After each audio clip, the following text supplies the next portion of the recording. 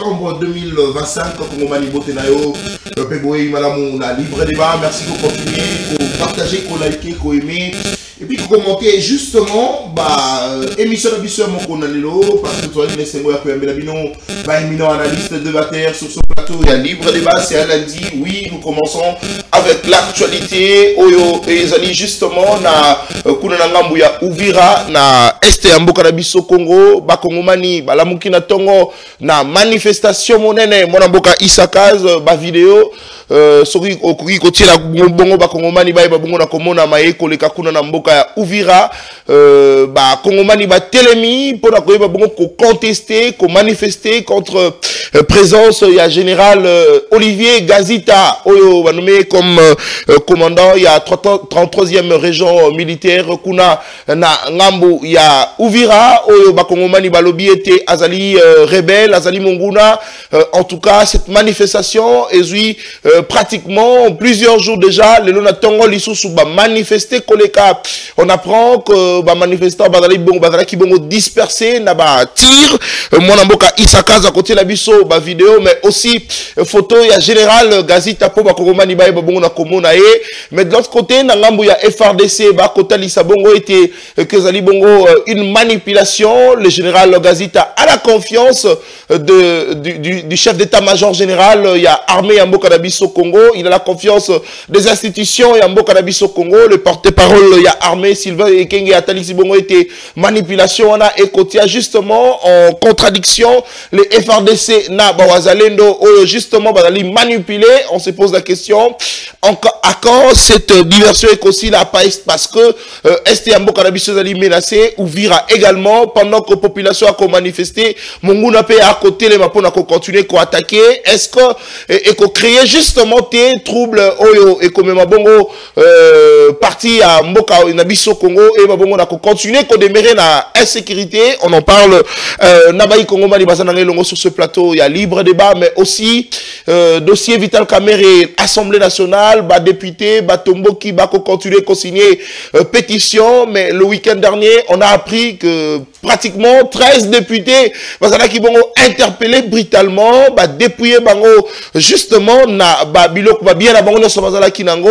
On apprend que bah député wana bah sangana qui justement pour na koye bongo soutenir Vital Kamerhe quelque part dans un hôtel de la place à Kinshasa, mais on apprend qu'ils ont été interpellés brutalement par le service Yambo Kanabiso Congo. On se pose des questions. Le Lengekani Maïwana est aussi là parce que selon la dernière nouvelle, le chef de l'État après son déplacement à Zonga Kibongo Mokole à Lobi à Outaki Bongo Namboka à Guinée, on apprend que ce matin a organisé une réunion institutionnelle, interinstitutionnelle, et Sangui Sibongo, Premier ministre Judith Souminois, le président de l'Assemblée nationale, le président du Sénat, le président du Conseil supérieur de la magistrature, place Wapi, Bakoye Babongo Konsolona Matali Bongo, bon fonctionnement et institution Yambo Kanabiso Congo, mais est-ce que Vital Kamerhe a Koye Babongo Kokwea parce que ma signature les a déjà réuni plus d'une centaine de signatures.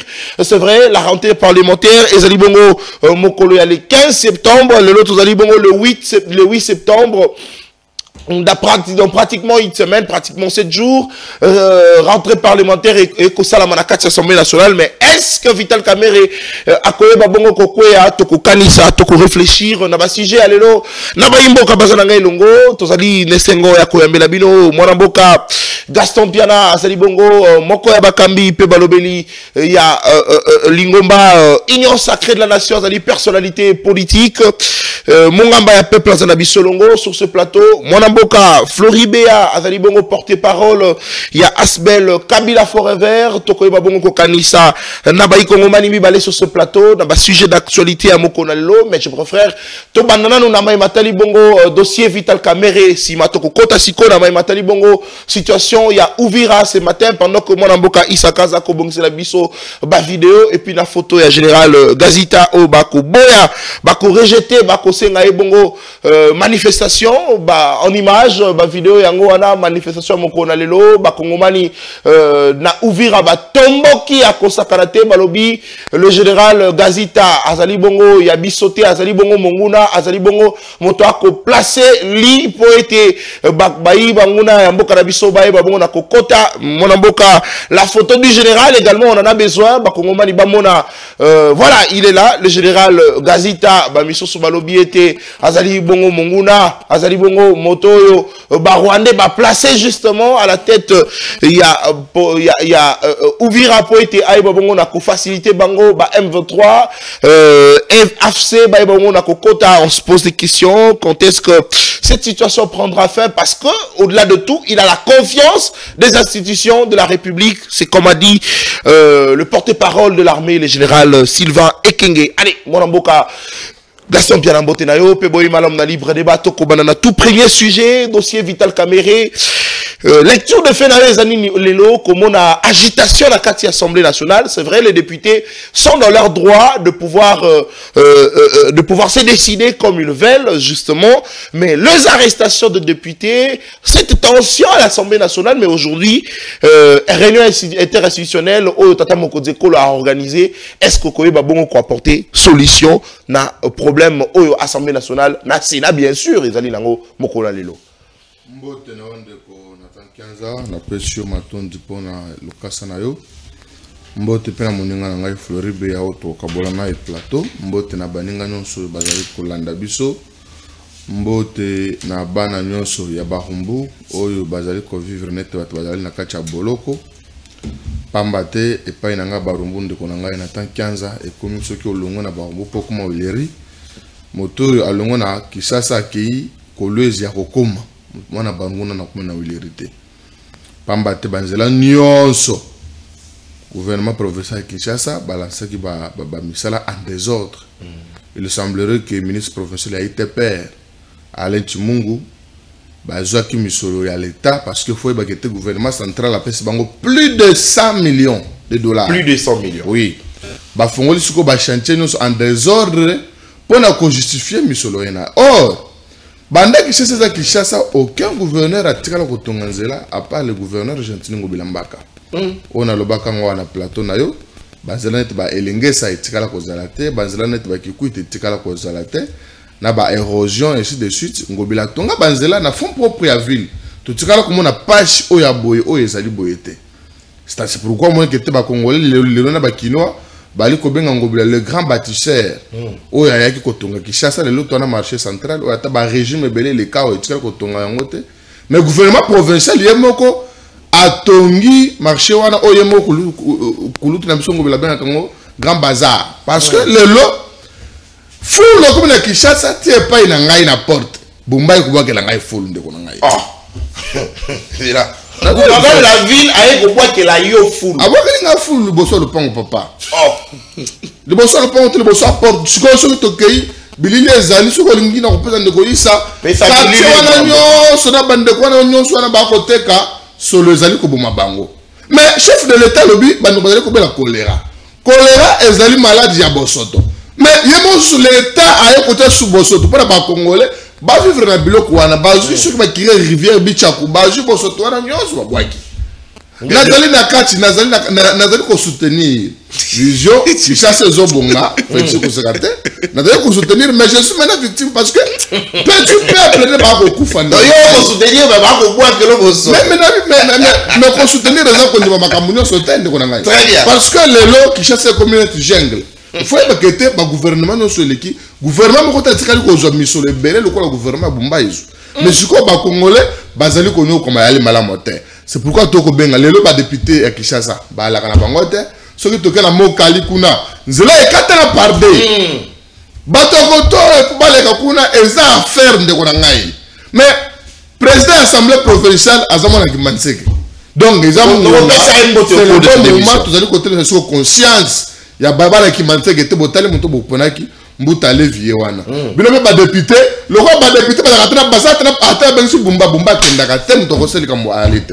alors na makambo to chiko lubawa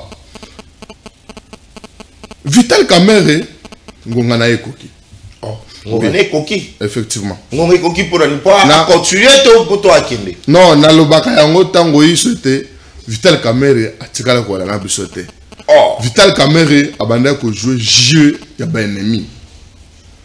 Pourquoi? C'est inadmissible que na moment crucial on mboka na biso ezali ko traverser ya guerre mboka na biso ezali divisé parti mboka na biso ezali okata gouvernement ya République démocratique du Congo ezali ko loba langage mususu deuxième institution ya République démocratique du Congo et le langage mususu. C'est extrêmement grave. Ce que tali comment les gars avant babuka vane koya caméra yebaka déjà ezala bambo caméra yebaka tembo ka tele se koyi maintenant le koyité mais après qu'on se prononcer à caméra 2 jours 3 jours et koyi ça dit il savait déjà caméra à haute prison bunagana basi babotona ki bunagana mais comment ça l'entrée caméra est en haute prison à kenda ki ti na bunagana balobi akoma ki bunagana te moi balobi akoma ki te akoma ki la frontière justement ya wona na to bisaot zone eza contrôlée et pas ba rebelle yo rosaris ko en tant que grande personnalité la majorité en place rosaris ko na te soki oyebani na bango te mais biso to que te akenda kuna il semblerait que azonga pa na ba minéraux akenda ko parler ba minéraux ba to ça y est mwana mboka c'est gratuite mais lelo tant balo ba te fu balongo la caméra tout le bagage que te ba tu ba ni caméra non ndeko na ngai. Et c'est là que tu as reproché à Vital Kamerhe. Nini, c'est la question, mon amboka. Vital Kamerhe a installé souffrance, a installé misère dans l'Assemblée nationale. Vital Kamerhe a installé souffrance. Souffrance, la misère. Dans l'Assemblée nationale. Expliquez Bisso. Bah, député d'Abisso, bah, élu légitime. Il y a peuple qui vivre dans des conditions exécrables. Lélo. Quand même, je vais me l'Assemblée nationale. Bon, ce qui y est. Et continue privé. Mon amboka. Et quand la compte privé, mais l'Assemblée nationale, Azali, bon, on a compte là. Quand on a la finance, c'est quand on a la monnaie.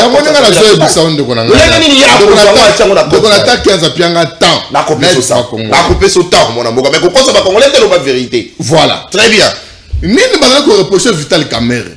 Elle misère, difficulté, souffrance. Oh, Kamerhe a installé dans l'Assemblée nationale. Bah, elle est légitime et à peuple, bah, député. Na ba service sur kuna bazali ko souffrir. Pour la mine. Oyoka ki o caméra le kaka libérité Assemblée nationale bazana na mo suma papier té. Mais yo moko dit que Assemblée nationale bazana na dotation na bango.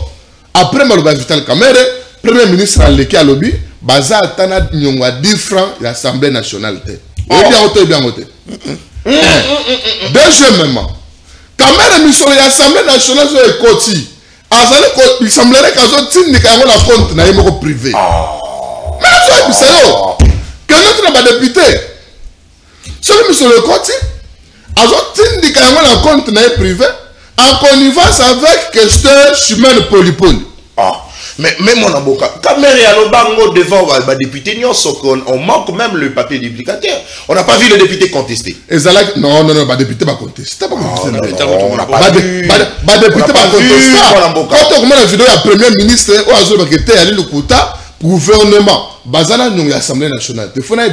L'Assemblée nationale, chaque fin du mois. L'Assemblée nationale, Bazana, budget, Bazana, dotation, Bazana, Mbongo, et yé, Bazana, Bazana, gérer. Et l'ordonnateur principal, c'est le président et l'Assemblée. Il y a une signature dans le travail de questeur et l'Assemblée nationale. Il y a un gouvernement, il y a une dotation à Bango. Et il y a un bimba. Mais ce qui est, il semblerait que Kamerhe a joué en tien dans le compte privé. C'est-à-dire, aller qu'on manipule, mais solo, il y a l'Assemblée nationale, le lengue est moko à l'ingéli. Dans l'Assemblée nationale, Kamerhe a ça un mois qui s'est saté. Depuis Nicolas, avant l'Assemblée nationale, avagé collecteur chef de l'État, avagé belé dans ce temps. Il y a tant que parlementaire, qui sont dans la piscine en Suisse, il peut faire qu'il. Sur la il peut faire qu'il. Non, pas réunion, il y a conférence, il y a une institution. azuba petit mukofene ya nani INC à se faire accompagner bien évidemment la madame pas bakei mais nyonso wana ezali ba député wa bazali ko kemba ndeko na ngai et ko soni ke ba député na biso ndenge assemblée nationale wana bazana ba arriéré na ba personnel de travail kuna bazana ba arriéré ça dit misolo wana ezokende wapi na mona ke apesi ba communicateur moko ba mbongo ba ko communiquer bazana besoin de information te oh non mboso abana kozwa ceux qui 48 millions, caméra a commis aux 18 millions. Ndeko nanga na zo informer bino. Mbongo ya Assemblée nationale de dotation sur les kitaka. Et ça volonté propre à caméra. Le quoi la zalaki na motema li kundu. Et puis Patrice Mbosso, le sage de la République, l'école de la bonne gouvernance. A que no mbongo wana Mbosso zo zoa ezele belé il faut que du mne yango.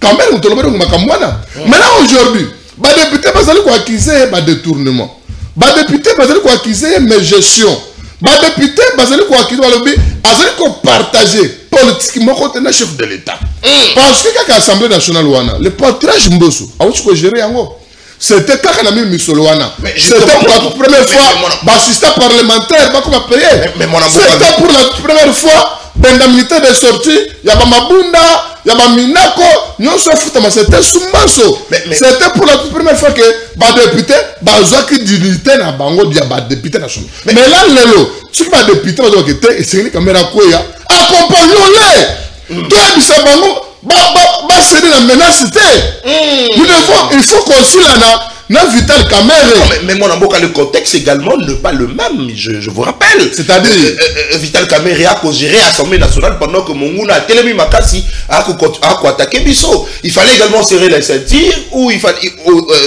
notamment en réduisant justement le train de vie des institutions pour être mon solo. Et à l'orienter, la situation, il y a Est de Yambo Cannabis au Congo, Tata Mokonze Kolo d'ailleurs a instruit qui gouvernement, j'espère bien que vous vous rappelez, à ce gouvernement qui a coincé en tout cas, Mosolo Batinda, Mopandi, Yabayi, FRDC pour Bakobunde Tumba. Mais le contexte n'est pas le même. Na mona boka mboso.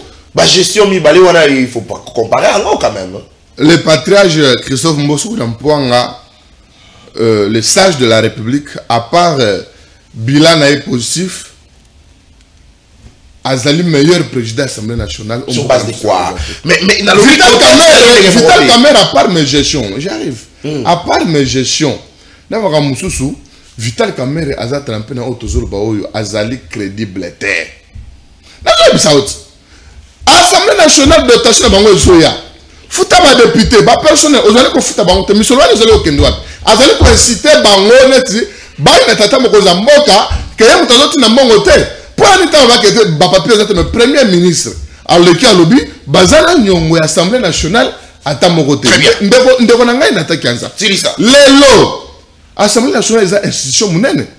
Vital Kamerhe. Tochi komona ngwawa. Makambo ya mutamba parce que à part mes gestions na ki muibi, aza pena problème à bilan. Est-ce que vous connaissez ba congolais bilan nini ya Kamerhe na mutu ya Assemblée nationale? C'est zéro. Zéro à part le théâtre. Mais les patriarches mo soso tanga wana lelo. Ce qui va rebelle ba ngala kata na ba ko toka na zamba, c'est parce que il y a une recommandation. Oyo interdire mixage, brassage, na kacharme na biso. Il y a des lois. Oh, président Mbosso Tsiki. Maintenant, les lois Kamerhe depuis à Kotuana, zéro. Non, il y a zéro. Il y a Moussala Naye. Zéro. Moussala Naye, Badossio, il y a Télémaka. Et bon, on a matali bon budget. J'arrive. Je rappelle que Baronde Bazab autorité budgétaire, député. Mais justement, c'est sous Vital Kamerhe que de l'eau. Il y a budget à l'Olenge Abou. Non. Est-ce que ça rentre dans son bilan? Non. Bazali autorité budgétaire, mais Bango Batbassa la budgétaire. C'est le gouvernement place, papa.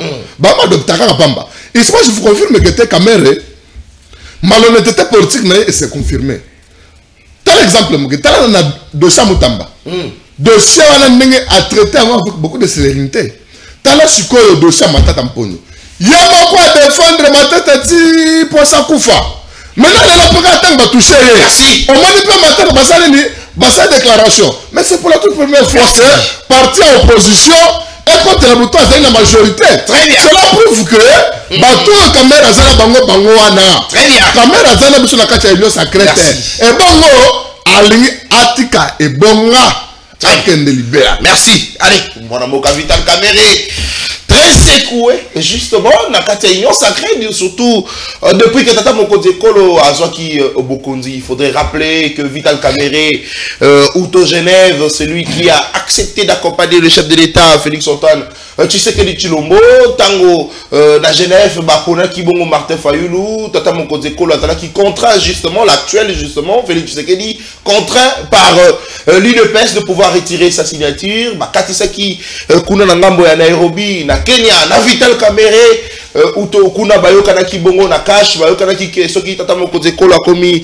président de la République Vital Kamerhe sera premier ministre tango bakot bazu pouvoir le contexte n'a pas permis il a été directeur de cabinet il a accompagné le chef de l'État bien qu'après bayeba ki bongo na esté en justice pour détournement et ensuite lavé comme ça par la justice de notre pays. Vital Kamerhe au sortir il y a prison ayeba ki bongo na kokoma VPM il y a économie il y a République démocratique du Congo après kokoma VPM il y a économie ayebi bongo na kokoma président de l'Assemblée nationale. C'est vrai de l'autre côté UDPS a continué à secouer Vital Kamerhe mais lui continue à témoigner son engagement son soutien sa loyauté envers le chef de l'État Félix Antoine Tshisekedi Tshilombo. Malgré toutes ces agitations Vital Kamerhe reste droit il reste en tout cas loyal prêt à servir le président de la République Félix Antoine Tshisekedi Tshilombo. Mais on se pose des questions comment la personne qui a manifesté en tout cas son soutien indéfectible malgré ceux qui ont critiqué, insulté, voire même le président de la République, qui sont aujourd'hui avec Tshisekedi, mais Vital Kamerhe qui, malgré toutes ces attaques, toute cette persécution, continue à rester droit aux côtés du chef de l'État, mais subit toutes ces injustices. Mais ceux qui ont insulté, critiqué Félix Tshisekedi, qui l'ont rejoint par après, ceux qui ont même soutenu comme Martin Fayulu, pour, entre guillemets, avoir gagné les élections, mais Vital Kamerhe qui continue à être avec Tshisekedi et persécuté, mais ceux-là ne sont pas inquiétés. On se pose des questions. Pourquoi cette politique envers le président de l'Assemblée nationale Vital Kamerhe, ce sont des questions qu'on se pose. On réfléchit ensemble. Nabayi Kongomani sur ce plateau, il y a libre débat. Mon avocat Floribert, il est avec nous. Azali Bongo porte-parole, il y a Asmel Kabila Forêt Vert, Tokomi Tuna Mutuna. Pourquoi Bayi opposant ne va pas soutenir Vital Kamerhe? C'est la question que l'opinion se pose, surtout celle de l'Union sacrée. Mon avocat Floribert, Mbotenayo, Pebeli Malam libre débat, bien habillé ce matin, le coup la mon avocat Mungamba peuple. Lecture de fait nayo, analyse nayo, la situation à l'Assemblée nationale Lelo, Vital Kamerhe prêt à être déchu, bien que au cause de la résolution, peut-être il y a réunion interinstitutionnelle au Conseil Malelo, autour de Tata Mokonzi Ekolo, analyse nayo à ces sujets mon amour. Oui, merci beaucoup Ndeko Nataki Anza, na kobanda na place au Chité. La question que vous vous posez, c'est comment les opposants vont soutenir Vital Kamerhe. La question que seule l'Union sacrée se pose. Ok. Les opposants ne soutiennent pas Vital Kamerhe. Mais nous sommes des Congolais et les institutions sont apolitiques. Mais dirigées par des politiques. Justement. Parce que, vous savez, nous avons toujours soutenu des institutions et légalement établies. Depuis Kala. Même le combat au Yobisoto Menaka, c'est parce que les institutions Yambo Cannabis sont désacralisées aujourd'hui. Aujourd'hui, nous avons une crise Moko Carrefour. Crise Carrefour. C'est-à-dire en multiforme. Talissa, mon amour. Nous avons une crise sécuritaire, une crise politique, et puis nous avons une crise économique, la crise Moko ou administrative ou sociale. Nanyo Sowana est instauré par la volonté du roi Soleil naba acolyte naïe. C'est qui c'est roi Soleil kotika peuple congolais la suspense toi là baïba. Il faut pas c'est qui le roi balanda na ba vidéo ya batu ya UDPS ba comprendre qui est le roi Soleil. Ici, je vais commencer par là où Gaston Piana cité. Il a parlé du dossier Moutamba et dossier Matata Pogno. Très bien. Le dossier Moutamba, le procureur Firmé Vonde avait saisi l'Assemblée nationale pour la demande de lever des immunités. Yanani, il y a Constant Moutamba. Comme étant député national. Et il y avait une commission. Oyo Bachaki Wana, Bachaki Yango justement pour solola sur le dossier Moutamba. Et il y avait une plénière organisée, n'est-ce pas, à l'Assemblée nationale. Oyo Ezalaki Nini établaki sur le dossier Moutamba. Ezalaki autorisation de poursuite. Justement. Et Ezalaki, n'est-ce pas, par vote, il y a des députés, vous avez vu comment des députés belé batombolaki maboko pour demander à ce que Constant Moutamba Salanini a la poursuivi. Écoutez, c'est une chance aujourd'hui que Moutaza député national, on demande la levée des immunités pour le poursuivre dans la justice, autoriser la commission. Chose que Mbosso ne faisait pas. Oh! Mbosso tika la kosala ngote. Abandé kosala ngote. D'abord, comment tu vas à la mboka moko? Un poids politique y a Moutaza âge. Oh! Parce que poids politique y a Mbosso ezalaka âge. Azam Kolo même y a Congo. Oh! Parce que sur le plan politique, même sur le plan judiciaire et juridique, la RDC Azali na 65 ans, je ne m'abuse pas. 67 ans, quelque chose, parce que la naissance après l'indépendance. Mais Mbosso a 90 ans. Et puis ça âge ya Bali. Il a une 80aine, mon amour. Mais ça âge ya Bali. Oh. Vous comprenez? Donc, âge n'a pas politique ya Mbosso et Zalikaka âge na ye. Et ce qu'on l'endélie bien, tout ce que Gaston Piana vient de dire ici, c'est ce que Mbosso dit dans les couloirs. Il veut à ce que Présidium wana et Assemblée nationale et pour que le bureau pour que Herba Gokende na bureau d'âge Yaza Mukolo ya Congo, c'est lui qui sera là. Bon, c'est normal, nous sommes en politique. Union Sekoki Kosalema. Vital Kamerhe voyage beaucoup. Mais tout ce là comment on a ta plénière mon côté Zalaki reporté ou bien plénière mon côté Salema Vital Kamerhe est absent. Ebele. Na ebité. Et je vais te le prouver. Tu vas me prouver. Deuxième cas. Alobi que non, mon solo ya Assemblée nationale et que n'a pas compte privé à Vital Kamerhe. Mais na ebi que toza na Ecofin non? La commission est Ecofin. Ils allaient gérer par Passi Zapamba. Yenda allait chef de la commission, il y a Ecofin. Mais comment est-ce que la commission est Ecofin, s'il vous plaît, être moribond, ce n'est pas ça mon problème. Azala moribond, quoi, moi je le prends comme un député national. Le reste des insultes, ça ne concerne que vous. Parce que Bino Messana Azana Kati, il y a commission, il y a Ecofin. Azana Kati, mais ce n'est pas mais toi tu as dit ici que compte que Ndara Mosolo, que Ndara n'a pas compte privé. Bien sûr. Mais est-ce que vous avez lu les rapports Yanine? Bien sûr. Ozanango? Bien sûr. S'il vous plaît. Allez, s'il vous plaît. Vous comprenez? Donc, nulle part, l'Assemblée nationale est allée accuser parce que le président de l'Assemblée nationale, Azwara Mosolo, a Tchenakati à compte à Ecofin. Vous savez pourquoi les gens pensent que nous défendons Vital Kamerhe?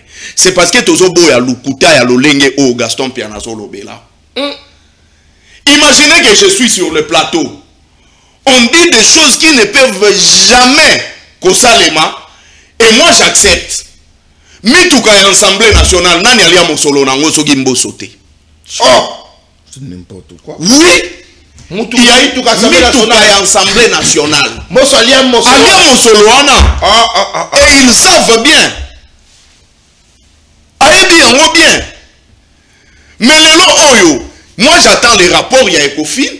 Parce que ce n'est pas le président de l'Assemblée nationale Moutagera Mosolo. Non. Président et Assemblée nationale à Gérard Mosolo. Et comment est-ce qu'il y a aucun négociation Mosolo à la Tchango da compte d'ailleurs? Ce qui est à Lukutate, Gaston Piaraba veut dire ce qui est à Linine. Kamere Kendaki Bunagana. Et j'encourage encore Vital Kamere Kende Goma, Akende Bukavu, Akende Massissi. Non, parce que c'est notre pays. C'est notre pays. Ceux qui Congolais à Kena Goma, Pona Bango, il n'est plus Congolais. S'il vous plaît, Olobi? Oh, s'il vous plaît, ba voyage à Kasoko Zana eloko zo kende ko sala kuna. Soki nga na eloko o ke osala na Goma, je ne vais pas hésiter na ko kende parce que c'est mon pays. J'encourage Vital Kamere à tambola conformément à article 30 ou 29 de la Constitution na biso. Que Motolo Kali sur justement. Mais Mobondo on est à la porte ya Kinshasa, combien de fois on a accusé Mbosso d'être le patron ya Mobondo. Combien de fois ba chef coutumier ba accusé Mbosso cause à la chef ya Mobondo. Combien de fois Tala tokufela déjà papa Wemba na podium na scène tokolinga lisu te kokufela mutu mususu. Laissez les vieux Mbosso à paiement. Apparemment, apparemment, bino bwana idée ya obomisa vie wana. Botika vie wana koma kolala pongi partout, botika ya la pongi. Age na ye ezali poids politique te, botika vie ya pema. Normalement, si on était dans un état sérieux, puisque la politique ezala nango na babenga ngonene, ezala nango na retraite te, c'est comme ça que le vieux là est là. Mais au-delà de ça, nous connaissons, vous pouvez aller dans des fétiches comme il revient de votre habitude, Yakokendaka, laissez même des caca na banine Assemblée nationale, faites-les, ça, on est total nini, toti ke libino yango. Sujet isolé normalement toko takangote, mais balobi le seul gouverneur à avoir construit, n'est-ce pas, Nzela ezali Gentini Ngobila. Non, en fait, ici Gaston Piana, nazo débattre pas seulement avec Gaston Piana comme Azali communicateur il y a Union Sacrée, mais je débat avec les conseillers politiques. Non, je n'ai pas cette s'il vous plaît, je débat avec les conseillers politiques. Il y a ministre et budget à ville à Kinshasa. S'il vous plaît, il est politique sur ce plateau, il est communicateur de l'Union Sacrée. S'il vous plaît. S'il vous plaît. S'il vous plaît. S'il vous plaît, il faut... c'est là tout solo la bien. S'il vous plaît. Tout solo la bien. Il faut se référer à la présentation à un journaliste. La présenter comme personnalité politique. Azali personnalité politique. Tout évolué. Très bien. Azali personnalité politique. Mais il a une qualité au-delà de la politique. Il est le conseiller politique. C'est lui normalement, s'il vous plaît, c'est lui normalement qui définit la politique de la province dans le domaine de budget ensemble avec son ministre Jésus Noël Tcheke. Mais maintenant, il y a Liboso, boulevard, à partir de Yakapela. C'est construit avec Kimbuta. Boulevard Kimbuta, ils construit par Kimbuta. Boulevard Luemba, Nanjili, qui construit également par Nani, par Kimbuta. Les débats pour dire que la première personne à avoir construit des routes, Ezali Gentini Ngobila. construit même pas 1 kilomètre. Olobi? Même pas 1 kilomètre. Yebisanga décapé là jusqu'à la 12e rue, Ezali combien de kilomètres? C'est au-delà de 6 kilomètres. Oui. Ezabutu Moulaï, Nenge Mogona Kikwiti. Olobi, comment ça? Comment la ngoni zelani? Ezali boulevard Mombele, ni boulevard ni limité. Dans Mombele à partir ya Kapela, boulevard limité 12e rue. Boulevard limité tika débattre. Essentiellement je crois. Non. Ce quartier là s'appelle le quartier Mombele. S'il vous plaît, oyebi yango, on peut pas débattre. On comprend. Boulevard Kimbuta. C'est toujours Kimbuta. Donc les débats ici, tout ça la débatté à Mouto a construit ça qui 6 km à 24 millions de dollars. Ça, on appelle ça vol et détournement. Maintenant, la Zongi, pourquoi Vital Kamere dérange? Vital Kamere dérange, c'est parce qu'il n'est pas flatté comme Bambosso. Vital Kamere et dérange parce qu'il n'est pas le chantre du président de la République, mais plutôt il est le conseiller lointain du chef de l'État. Vital Kamerhe alobaga qu'il faut tout ça là, dialogue moko triangle, c'est-à-dire entre la RDC, le Rwanda et l'Ouganda que vous n'avez jamais cité comme pays où il a créé un problème contre Bissau. Personne n'était d'accord avec lui. Mais aujourd'hui, si la RDC parle avec le M23 Nadoa, est-ce qu'on ne peut pas revenir pour la reconnaissance, n'est-ce pas, intellectuelle, pour dire que non, cette personne avait une vision? Vital Kamerhe. C'est ça d'abord, un. Deuxième cas, pourquoi Vital Kamerhe dérange? C'est parce que pendant que Tozalaki Nanine, chef de l'État, a Tchaki Magambouya ba consultation awa, après avoir consulté Vital Kamerhe, il a dit ça. Alors qu'il faudrait que le chef de l'État ape Kisabatu Oyo bazo défendre, que ça soit dans plateau, que ça soit dans activité politique bazo sala, que Batouana batika ko lese Batu Misusu par ba propos, par ba activité politique, même par ba voix, il y a ba télévision. Et pendant ce moment, vous connaissez, c'était le moment où il y avait qu'une seule recette que l'Union sacrée faisait gober la population, c'était le nom de Joseph Kabila, les identités de Joseph Kabila. Joseph Kabila, c'était rebelle et tout ça, ça dérangeait. Vital Kamerhe babandi go funde le lote, mais la question que nous devons nous poser, qui est cette bonne personne qu'il faut que tcha pemeni à Félix Tshisekedi pour baloba qui est un vrai collaborateur naïe? Parce qu'apparemment, Batu Nyonso, on va travailler avec Félix Tshisekedi, ceux qui battent ici chef de l'État, vérité, la situation de Gezo Kende, bakoma aba ennemi naïe. Donc, Kamerhe, ma ben naïe, faute naïe, l'issou, naïe, va pointer ici vérité, la tata moko. Justement, et ce qu'il avait dit, ce qu'ils avaient traité d'ennemis, ndeo baso sale la lelo. Vital Kamerhe a outaki ko représenter l'Assemblée nationale. Il y avait des Rwandais également, je pense si c'était en Namibie ou en Afrique du Sud, quelque chose comme ça au Bazalaki. Mais écoutez les discours de Vital Kamerhe. En fait, ici, il est question d'éducation. Un discours rassemblé. Oui, justement. Il est question d'éducation. Et ça, là, Batu Moussous, Baouta, na parti politique, ok. Ceux qui président, au côté, il faut préso, babeta ramaboko. Mais ça, là, parti politique, il y a ba tête. Bato, il faut pas réfléchir. Bato, il faut pas même alternative, ya sika. Mais là, il y a bisanga. Ceux qui bosanga, ni na batu ba ekola kadiosha. Ba chantre. Parce qu'il faut, ne n'oublions pas, Mbosso Zalaki mou pape. Il dansait pour Mobutu. Et de la même manière, Azalaki mou pape. Il dansait pour Mobutu. Et pendant que Makambo Zalaki grave, pendant qu'il y avait des troubles dans l'Assemblée nationale, c'est lui qui a tombé la papier, touche pas na mabunda na ngai. Vous comprenez? Mabunda na nga kosimba yete. Mabunda na ngai wana Mbosso kosimba yete. Il a chanté pour Joseph Kabila.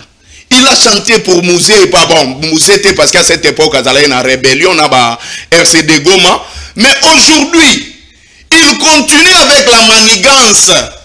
Or, mais ça n'a pas politique, n'a un impéro à Zalaganango, Kalingi a rendre, n'est-ce pas, l'Assemblée nationale, et à l'église, ou messe Nyonson, et à la combo à chef de l'État.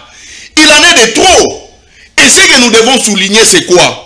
L'Assemblée nationale n'est pas, n'est-ce pas, les chantres du président de la République. L'Assemblée nationale n'est pas Bazawana. Retenez que l'Assemblée nationale est Goko Issa chef de l'État. L'Assemblée nationale. Goko Issa chef de l'État. Baza va représenter le peuple, Baza va représenter le président de la République. Et ça, c'est la vérité. Merci. Baron de choix président de la République. Merci. Et ceux qui ont commis l'Assemblée nationale, Moko Oezali légère. Oyoneti Oezalaki Yamboso, Ngape Nazam Obali. Tout ça, théâtre, la nanga nandaku. Moi, si Yabatou marié, la nanga nandaku, comme il est habitué, Yababasi Yabatou Balandake nandaku. Et vous voulez que tout zonga. Très bien. Très bien. Et ça, c'est grave. Merci beaucoup, mon avocat Floribéa. Allez. Mwanamboka, le professeur, l'honorable Guy Mafuta, je crois, c'est lui, le président de la commission ECOFIN à l'Assemblée nationale. Très bien, merci beaucoup. Allez, on poursuivre justement, s'il vous plaît. Allez, on poursuivre l'émission, la mission, libre débat, face à face, ce matin, c'est lundi 8 septembre. Tant qu'on réfléchit dans un sujet d'actualité, Mwanamboka Gaston Piana Mungamba, peuple, Azali Bongo, acteur politique, personnalité politique Yamboka Congo, Azali Mokoya Balobeli Yalimomba, union sacrée de la nation, Azali Nabisolongo sur ce plateau, Mwanamboka Florimé Azali Bongo porte-parole, il y a Kabila Forever Asbelo Azali Bongo géré dans Mwanamboka. Junior Pechi, le défenseur de Kabila, bien que cette semaine, selon la dernière nouvelle, peut-être sans Joseph Kabila, s'il sera condamné ou pas, c'est selon ce qu'on aurait appris, je le dis au conditionnel.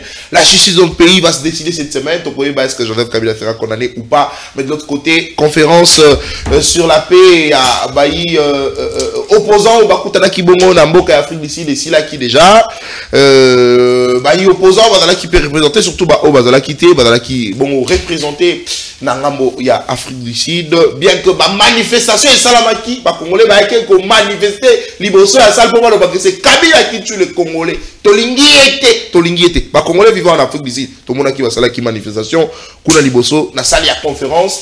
Mais là n'est pas le problème, cette fois-ci tout sur la Matali Bongo crise qu'on s'est installé Nakati il y a na Uvira. Ce matin, Mwanamboka Isaka en image, je l'avais dit que Bakongomani va télémis ce matin pour manifester na Uvira Kolobako. Non, nous ne voulons pas du général Olivier Gazita Oyo Banomaki justement na Bakambia il y a armée na biso ba pesa ki bongo responsabilité na e pour na ko gérer bongo na ngambukuna ya Uvira Bakongomani ba télémis balobi niet toboye tolingi était azali monguna. En tout cas, cette manifestation a commencé il y a quelques jours. Les gens n'attendent pas Bakongomani Balamukaki, Nereboko Nabilili, Balobi était général Gazita Azali Bongo Monguna. Et de l'autre côté, il y a FRDC, Balobi. Non, le problème c'est au niveau de la manipulation.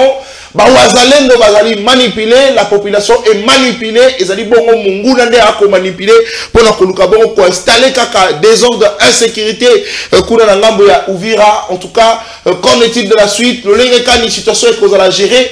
Est-ce qu'il faudrait que la population? La question est celle de savoir. Est-ce qu'il faut que la population? La population est tellement koloba. Population est beau général on a. Yéwa boko mono na bilili. Population est tellement liée. Balobi yété. Pas mis sous balobi à Rwandais de par son visage. C'est pas moi qui l'ai dit. N'a qu'à commenter le côté. Mais dans le lobby kaka que Congolais moussou balobi c'est pas lui. Congolais va estimer pas lui. Balobi n'est pas le nôtre. Beaucoup talent na mis beaucoup mona. Ils ont manifesté ce matin. On se pose la question qu'en est-il de la suite? Mon amour Gaston Piana. C'est vrai, au mais lecture de Fenayo aujourd'hui, la situation, il y a Uvira. Donc, je suis makambo Flori à l'Obia.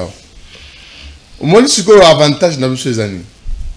Avantage, c'est que tu as une opposition. Et vivre à la poche, il y a la majorité. C'est-à-dire, opposition, moi, il y a la poche qui a la majorité. Au monde na lingaka mingi na bwana mayele tala ndenge ami baloya na farine mbongo misolo mususu pole yango moninga na ngai fo ebela. Je savais. S'il vous plaît mon amboka Floribé ozoka tanga maloba ndenge te nako kato maloba te nako ozoki solo maloba mais nako senga kimia eza na mon amboka non kimia ali ozaki maloba non ozaki maloba mon amboka Gaston Piana Mungamba pepe aye bongo nako poursuivre nako peso maloba au beaucoup monde na bilili ezali bongo manifestation ce matin.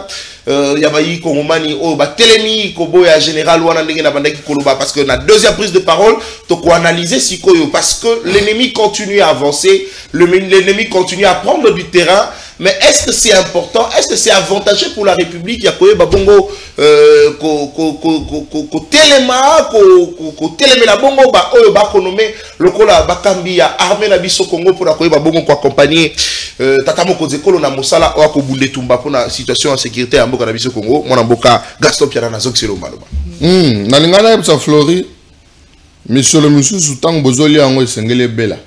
Oh, parce que misolo mususu okoliango boye esalisio diare et bomisio. Misolo akoli ebelité. Est-ce que nous avons encore besoin ya koloba kete Kamere aza susu na union sacrée aza na opposition? Ah.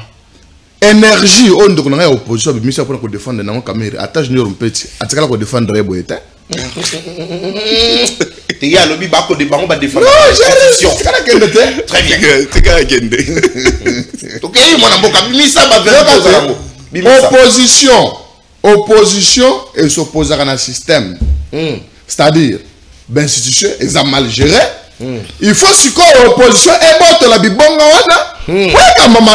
De manière démocratique. Ah, mais c'est que l'opposition et comme on a défendre l'institution que zo kama malam banal juste bakwa suko bunisa biso dodong na mbokonzi alors bien wa ngana yebisa ki nabi Kamera pesi misolo na bandeko ba na opposition omone ba tomata ba défendre oui omone ba to Kabila ba défendre Kamera oui le reste omone ba to Kabila ba défendre Kamera ba za ba to o ya zaka na bango ala ka suna biso te malheureusement il était mazo pesa biloko le ko na butu pour comme malamu ya zo comme mabe président ya Ecofin l'Assemblée nationale, comme on a ezali, Guima Futa Kabongo Manayala, Eli de Chikapa.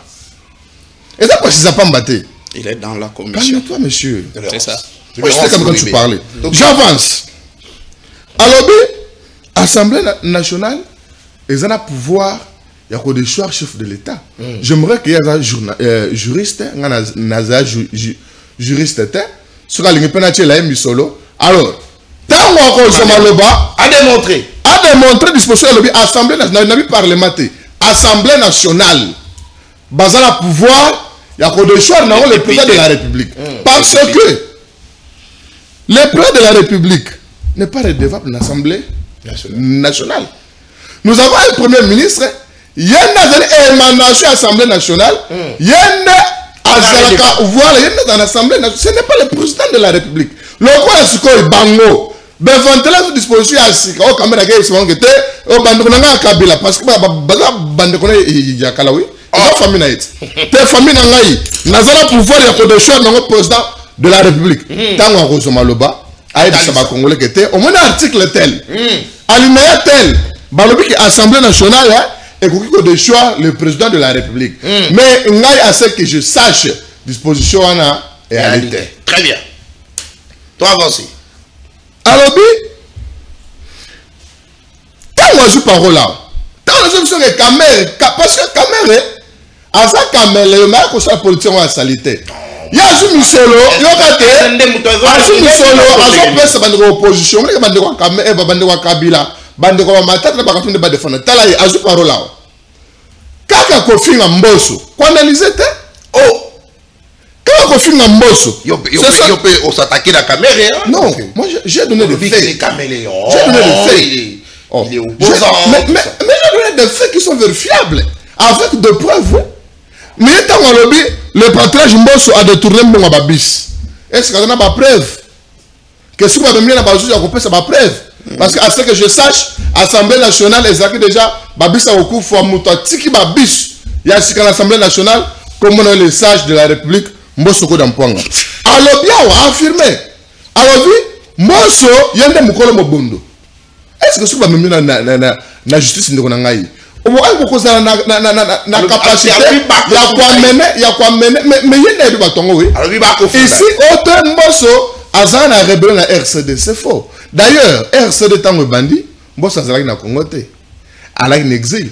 Parce qu'il faut qu'il y ait une histoire. Il faut qu'il y ait une histoire. Le patron Mbosso azalaki na exil. Tango RCD bandi.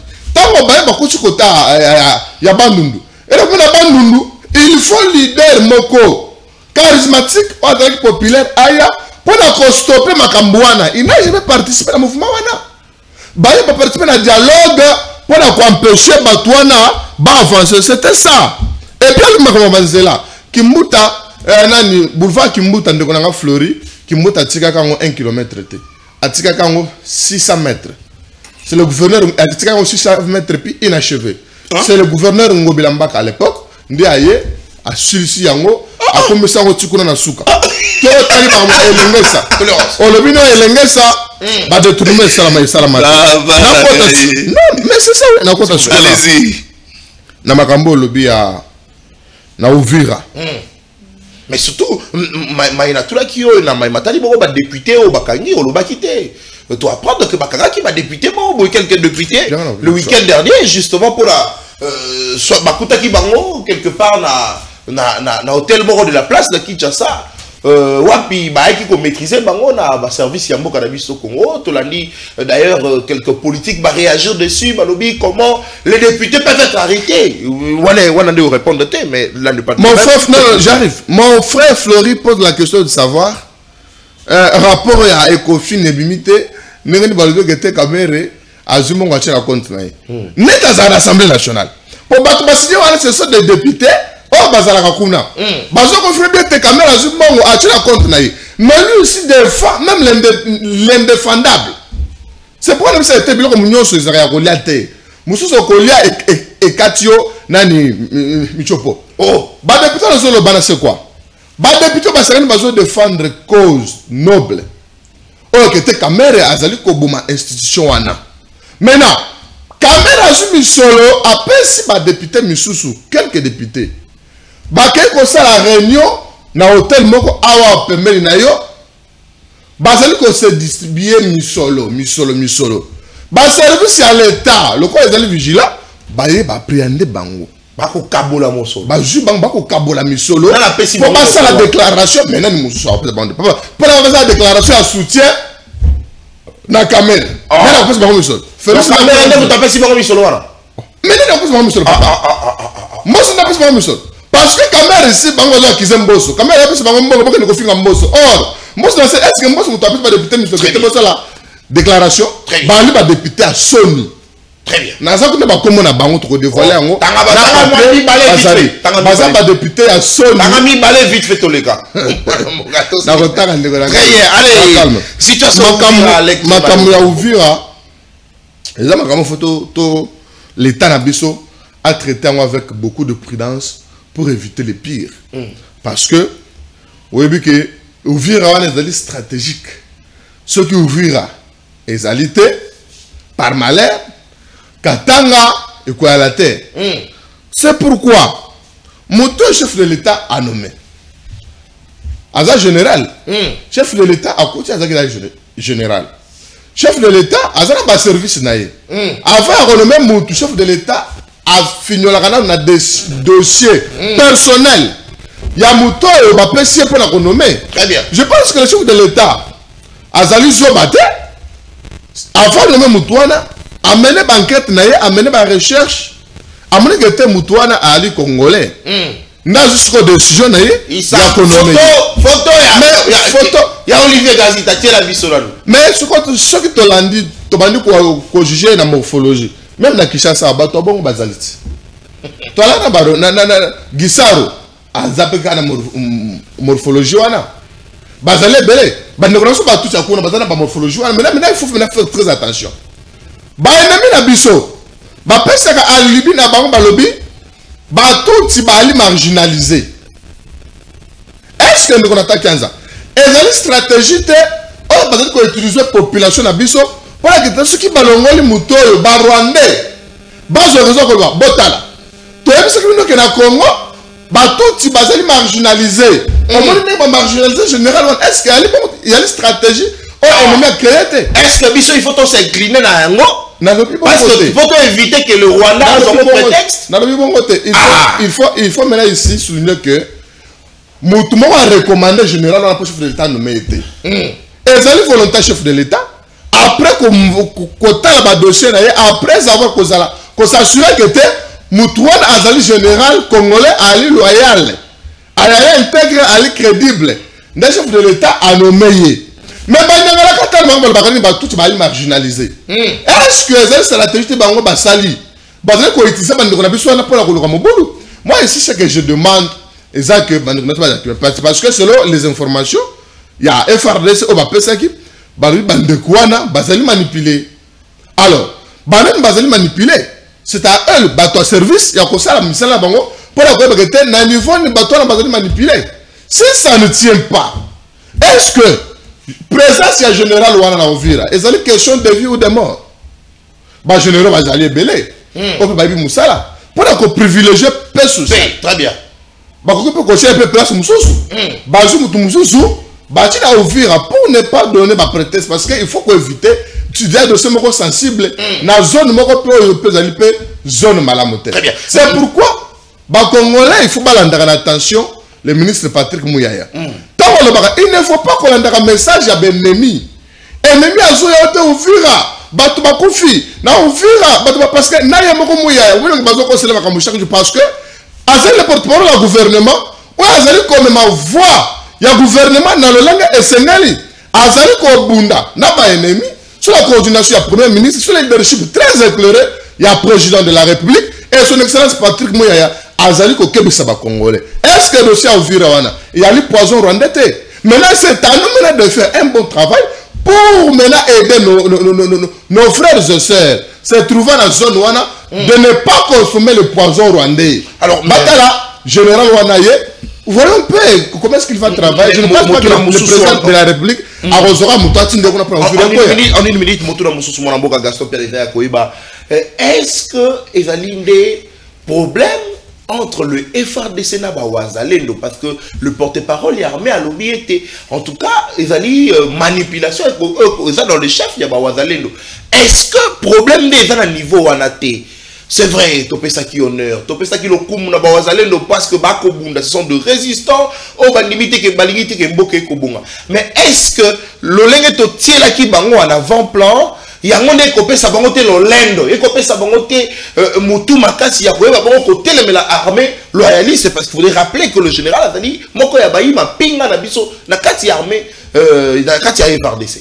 Bon, moi je n'aime pas qu'on qualifie directement Wazalendo, net ba très net Bazali manipulé non, parce que toi basali pe musala ya malonga na côté ba FRDC na biso na makampepi bazali ko continuer ko sala musala na tina lelo. Très bien. Parce que il faut bien suivre les problèmes au fond. Ko landa ba cause ezali nini ne sait que makambo e comment boy wana za l'état ils en charge na ye. Ba wazali no wana to ke zana batu ba encadrer na côté ya Ovira wana. Eza fait na Bitakwira, vient na mukoso Bitakwira mais il faut l'interpeller. Faut pas interpeller Bitakwira. Mais il n'y a pas ceux qui a encadré Wazalendo de nous soigner Yakuna. Très bien. Mais quand maintenant, vous allez confirmer que Wazalendo est trouble. Mais il faut maintenant que bande na moto a encadré donc c'est ça. Moi je me dis pour chuter, c'est ça mon amour. Mon gouvernement chef de l'État à Misaki, je dois aller au Luka, résultat. Très bien. Vital Kamerhe lelo.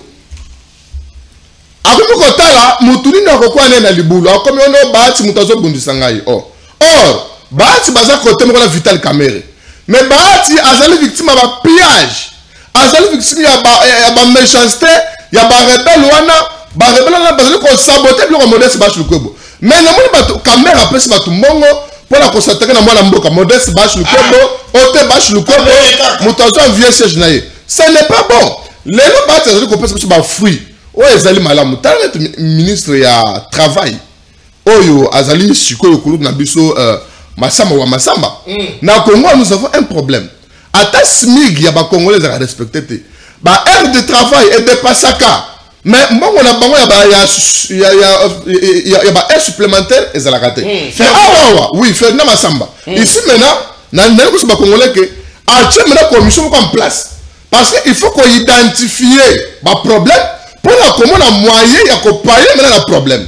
Je l'encourage le temps que était azali na politique il y a qu'on fait dans la bureau mais c'est des plans sur terrain pour la colocar le langue il y a qu'on trouver ma solution. Donc c'est un vrai baptiste qui travaille na vision éclairée il y a président de la République. Dans le Bakayango toujours na commune il y a dit là et pas il n'engagne na zoko la foulu na zoko le banzele ezate mais la commune il y a dit là il y a une femme intègre, une femme vertueuse, maman Françoise Mangoueji.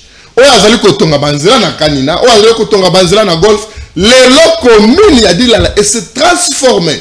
Et ça le bâtiment administratif on a besoin de était trokende na inauguration nango, maison communale ezali kotonga maintenant le gouvernement central. Ce sont déjà pareil que nous voulons pour accompagner le président de la République parce que le président de la République à cause de la besoin du discours soutien, à cause de la besoin de présenter la population au Bapona. Très bien, merci beaucoup mon amboka. Gaston Piana est aussi de ces missions dans mon amboka. Floribé en même temps d'antenne, situation a ouvert ce matin, et dans les bons dégradants, bah manifester, téléméli bongo, bah côté la générale Olivier Gazita, lecture de fait à ce sujet mon amboka Floribé. Ah bah nous Assemblée nationale. S'il vous plaît, s'il vous plaît, s'il vous plaît. Ça de la rangoyo. Aïe ça va congolais, place Assemblée nationale, bah koki ko de choix. Le président de la République. En congrès. Non, tu n'as pas dit ça. Tu n'as pas dit ça. Ça, maintenant, c'est le Parlement. Tu as parlé de l'Assemblée nationale. Non. Pesa ngotolia. Oh, yes, ma Congolais. Yango moni.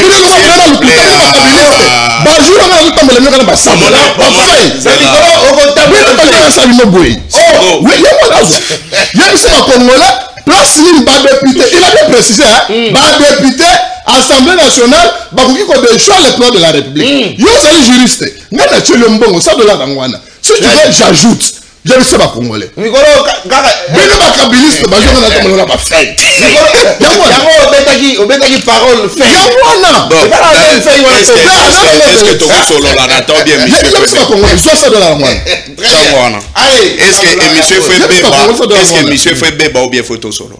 Ok, moi c'est pas que ça de la alors il y a un azalaka. Et monsieur Gobeba t'es ok. Mais c'est pas que ça de la demi pour nami c'est pas congolais. Allez s'il vous plaît. OK, $100 yango. Moi c'est pour allez, est-ce que tu as lobby déjà? Lobby après va négocier. Ça c'est que ça de la demi. Très bien. Merci beaucoup. Tokozo qui c'est là pour da. On a biso. C'est là. Sel moyibi ndako kanisa ke batutu bazami yibi. Au monde moyibi akokanise la batutu ke bazami yibi. De la même manière, sel moto akendaka na ba bureau ya batu ba pesa ye mbongo ndako kanisa ke batutu bakendaka kozwa mbongo e pa batu. Oh. Parce que logo salate oyebi yango te. Comment est-ce que tu peux qualifier les gens basala yango? Je vais le dire. S'il vous plaît, je dis ici, c'est un voleur peut penser, s'il vous plaît. Émission. Allez, s'il vous plaît, je te protège. J'étais calme, hein. Alobi makamba lokuta na yawa. Na beti ye kara. Très bien. Parce que je savais que nous attendons. Et puis nous recadrer. Mais c'est pour article la Constitution. On comprend. Seul un voleur. Ndako ki ko sala nini ko traiter batu de voleur. Seul mutu azali impoli ndako qualifier batu misusu akomona ka impolité so eze pa batu misusu trop. On avance. D'abord, na émission kaka ya Gaston ya Pamba awa tozo sala na ye. Okomona ke yé ndaza sima ya batu parce que il a cité le nom de combien de personnes. S'il vous plaît, s'il vous plaît, non? S'il vous plaît. Calmez-vous. Calmez-vous. S'il vous plaît. Tolérance. Patrick Mouyaya. Vertébré. Maman oyo ya Tina Lualaba. François. Combien de kilomètres? Azui avion. Azui avion. Pas de Boboula. Agiti Lubumbashi. Wana. Mbosso. Au-delà de Mbosso. Chantini Ngobila. Oyo ye Gaston Piana. Na émission moko ya ndeko na biso Yves Luamba. Alors que Chantini Ngobila sala détournement du siècle. Jamais. Yé. Mais pas sa vidéo. C'est de Gaston Piana. Jamais. Détournement du siècle. J'ai cité Tolobela Congo ya Yves Luamba. Très bien. Vidéo.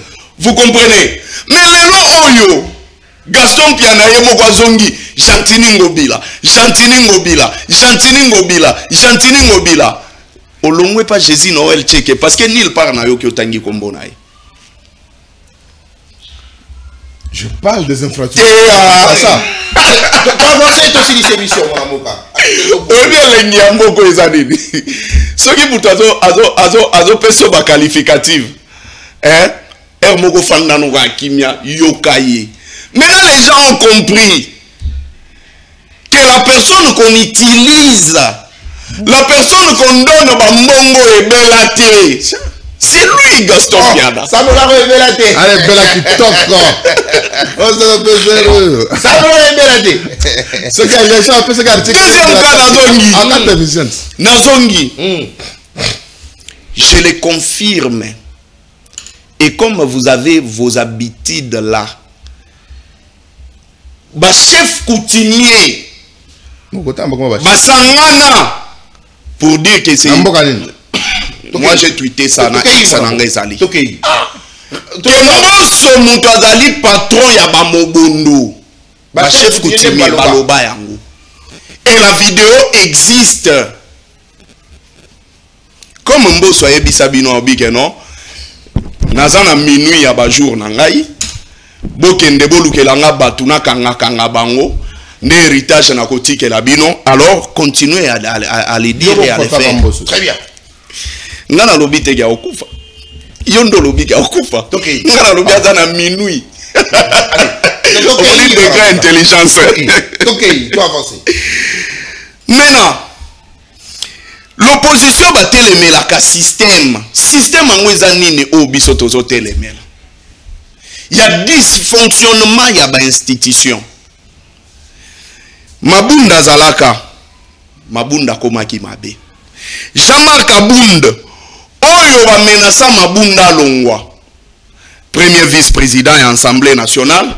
Bakangi Saye. Bakangaye. Pépé Agera. Il y avait des problèmes. Pépé Ozolo Baba Fingaye délinquant.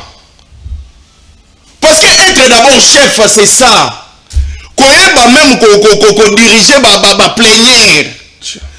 Laissez le président de l'Assemblée nationale va finir délinquant par un député national. C'est Mbosso. À qui la faute? Nalobi les seuls. Mais ce député a fini. Ah, Kolobate.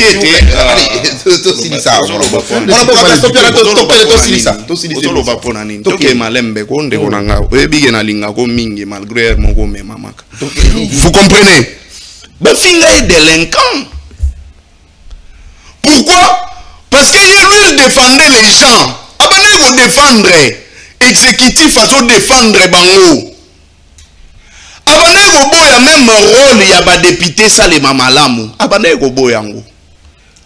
Ngape naza mobali. C'est comme si soye bachere wana hôtel. Troisième cas. Les systèmes ont bisotozo télémela. Ndeo bazongisi lisu touro. Le pays a besoin de beaucoup de choses actuellement.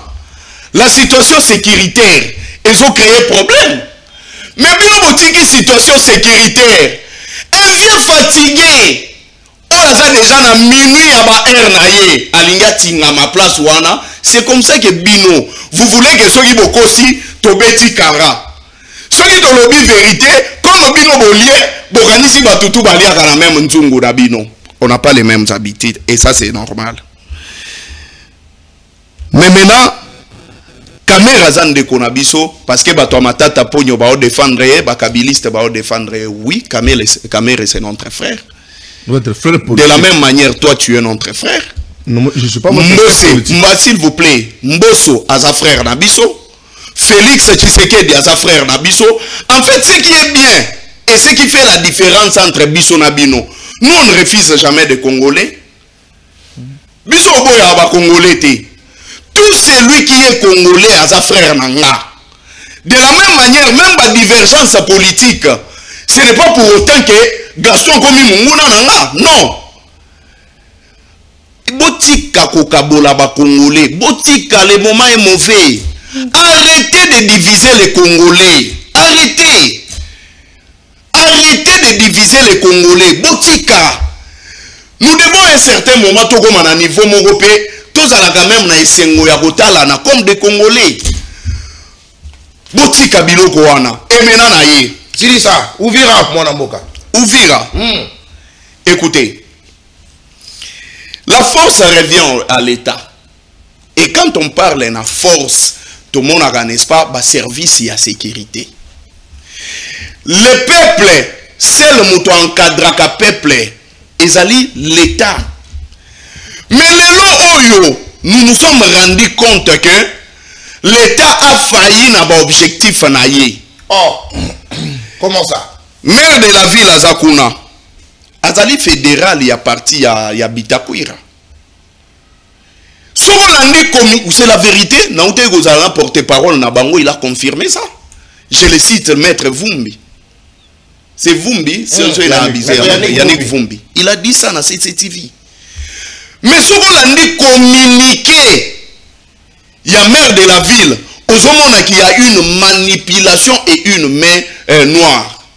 Est-ce que vous savez que quand on va finir avec l'histoire de M23, dans AFC, le deuxième problème qu'on va commencer à traiter, c'est le problème de Ouazalendo. Je vous l'ai dit ici. Comment ça? Qui est le patron de Ouazalendo? Qui gère les Ouazalendo? Chacun a ses Ouazalendo apparemment. Non, est-ce qu'on se comprend d'abord? Qui est le chef de Ouazalendo? Qui gère les Ouazalendo? Qui coordonne les Ouazalendo? Qui les contrôle? Qui les contrôle? Tu penses que dans le nombre où Bazon di Makoku Faga Pamba, n'a le fout à Rabango. Et sous Kanango, Boyoga n'a n'engeni na Bazalendo. Pour la bateau Bazo Koufa, parce que na landa ki Bazalendo balobaki ke na makambunyo so Bazo solo la même na ba dialogue Bazo tenir biba Bazo chabi sauter. Ça sera le deuxième problème que tu vas traiter. Après aussi, il va traiter le problème, il y a M23 dans AFC. Parce que Moutoumoko ta rolingango a coupé la bino pamba. Moutoumoko ta rolingango a créé un problème à faire tenir, s'il vous plaît. Donc, après Koufa, Ouazalendo ne pas revendiquer. Il va être un problème, il va revendiquer. Oh. Il va revendiquer. Et jusque-là, n'a évité ceux qui coordonnateurs Azali, mais Toyo Kakasoy Banomaga ba coordonnateur ya ba Ouazalendo, n'a évité ceux qui sont sur les réseaux sociaux, Toyo Pezala ya solo ou quoi.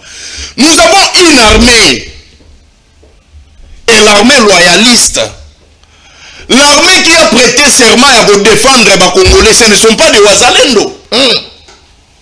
Tout ça, la FRDC, moi je soutiens les FRDC. Donc, Ouazalendo peut être censé soutenir la FRDC. Mais au moment où FRDC, au moment où les réseaux sociaux font des Ouazalendo, ceux qui baboyi, est-ce que les Ouazalendo ont droit à Goboya? Mon cher, l'ordonnance et le chef de l'État à cause de la Yangote. Le président de la République ne travaille pas seul. Il n'est pas un petit garçon. Le président Azamouana Moukiete. La population est ennemie. La population est manipulée. Oh. La population est manipulée. Mais côté moi, je partage les mêmes avis dans Gaston Pierre. Pour une fois. Merci. Pourquoi? Parce que les lois, ce qu'on a raison, la générale Ouana. Non, et c'est pas la morphologie. Très bien. De la même manière, vous savez, la morphologie na bango, vous exposez la balkanisation internationale. Sur le plan international, Bakoko Maloroa Bazaba opprimé. Bazoko Maloroa ke bozo coincé bango. Bakoko misa bango peuple sans sol. Et ceux qui bakomi peuple sans sol, Bakokate la bango eteni na bango pour que va se sentir à l'aise. Le président de la République n'est pas un petit garçon. Très bien. Le président de la République a tous les services qui travaillent avec lui. Et comme le président de la République a sali na ba service naie, où ils ont fonctionné naie, alors à un certain moment il faut arrêter ce discours de penser que le président de la République ne sait pas ce qu'il est en train de faire. Merci. Azali entraîneur, ayebi nani azocha pour que asilisa makambouana. Très bien. Et on ne peut pas me dire, moi, que le président de la République Nengazawana a une maîtrise militaire. Merci. Parce que c'est lui le commandant suprême. Merci, mon avocat Floribéa. Merci beaucoup. On a beaucoup à Floride, mais allez, monsieur Sili, c'est dans la vision du chef de l'État que Tokolia. C'est dans la vision du chef de l'État. C'est dans la vision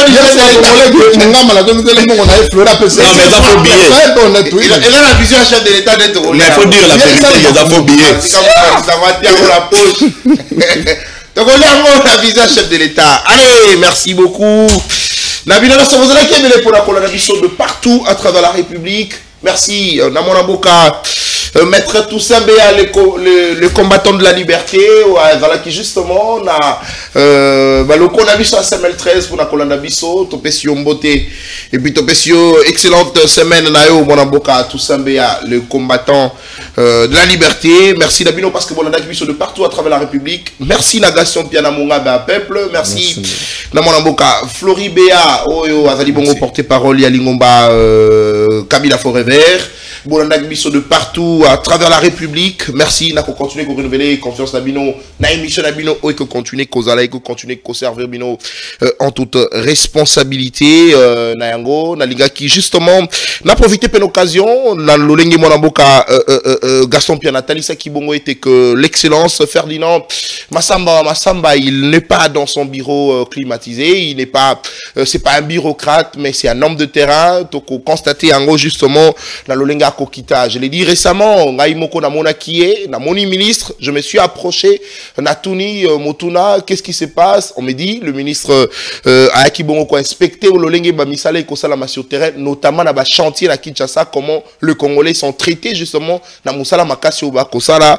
J'ai appris par après que le ministre a bloqué quelques chantiers parce que les conditions de travail à Congolais, et Ayaki Bongo Madame Omingité, on encourage Babiloko à Bongo, mais on lui demande de faire davantage pour l'intérêt comme ça de Congolais. C'est ce que nous voulons le plus. Toutes nos sincères félicitations à mon avocat Ferdinand Massamba. Le travail a bien commencé, que ça continue et que ça s'achève très très bien. Non, le Baptiste, là n'est pas mon problème. Moi je suis journaliste. Je reste dans le fait. Le commentaire c'est plutôt à vous. Non, s'il vous plaît. Le commentaire c'est plutôt à vous, de parti politique. Moi je reste dans le fait. Allez, merci beaucoup. Nako dédié émission Allélo. Je vais dédier cette émission d'aujourd'hui à Madame Elie Makwiza qui nous a suivis quelque part. Madame Elie, je te dédie cette émission et je te souhaite une heureuse début de semaine. Je voulais dire un heureux début de semaine à toi. Que les seigneurs te bénissent, que tu continues à être cette bonne personne pour toute la République, mais surtout pour Papa Floribéa. Allez, heureuse semaine à toi, Madame Elie Makwiza, qui nous a suivis depuis quelque part. Allez, on se retrouve le lundi pour, enfin, je voulais dire demain. Oh. On se retrouve demain mardi, je voulais dire, pour un nouveau numéro de la semaine de votre émission Libre Débat. D'ici là, portez-vous bien. Allez, au revoir.